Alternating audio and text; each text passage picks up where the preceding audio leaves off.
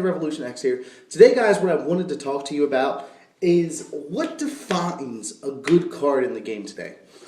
More importantly, what makes a card like playable and respectably playable. Because most recently, we're seeing a lot of cards, older cards, that are coming into the meta that are considered really, really good. But then we also are seeing cards that have been considered really good for a long time that are starting to be not played anymore. The biggest example of this is Gorz. For a long time, Gorz was considered pretty much a staple in any non-back row heavy deck. I understand we're in a format with a lot of field spells and continuous spells and, continuous traps and things like that, so there's generally a lot of stuff floating on the field. But you're also looking at decks that don't have that. Things like Hieratic Dragons don't have a lot of field presence before they go off, so why would you not take the opportunity to put in a beat stick like Gorz?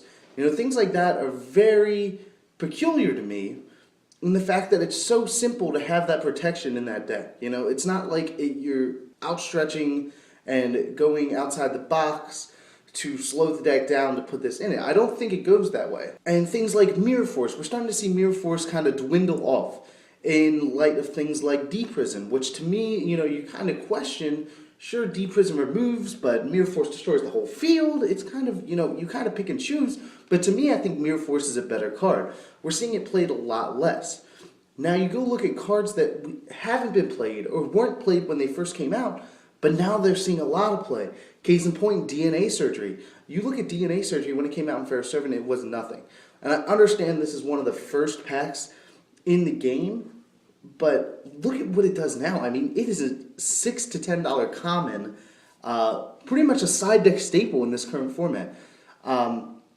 And you understand why, because it is such a, I don't want to say rare effect, but because it's such a specific effect, you can't really use it against decks that aren't type specific. So you can't use it against things that, don't have any specific type, don't rely on any type, but things like spellbooks, where everything in that deck needs to be a spellcaster for that deck to work, DNA Surgery can put in some work against those decks. So, and we're also seeing every once in a while people that side deck DNA Surgery start to side a Lagia or a Dolka as well, because if you get that DNA Surgery and you turn everything on the field of dinosaurs, you have really good accessibility to some pretty powerful Exceed monsters.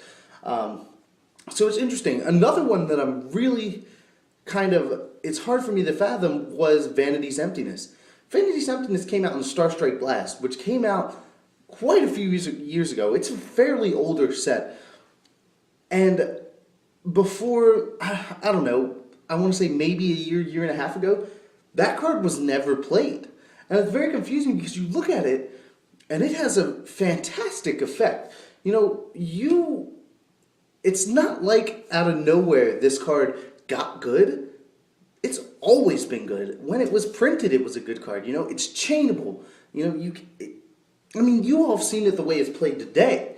It could have been played like that it could have been played like that years ago. So it's interesting to see how the anatomy of the game works per format. We see a lot of things change from format to format.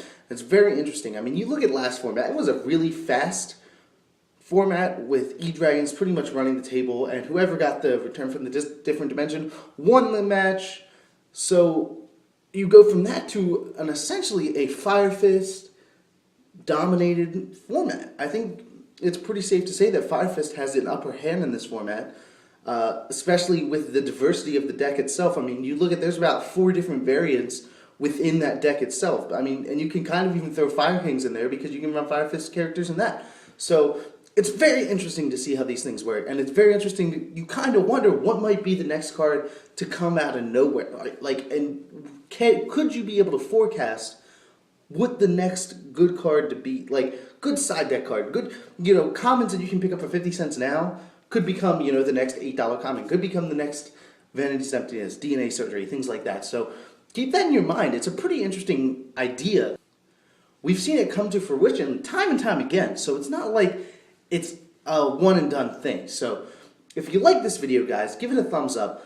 If you have any comments on anything I said, leave it in the comment section below. I always like to hear from you guys. And as always, guys, remember to subscribe to join the revolution today. This is Slender Revolution X signing out, and I will see you guys next time. Take it easy.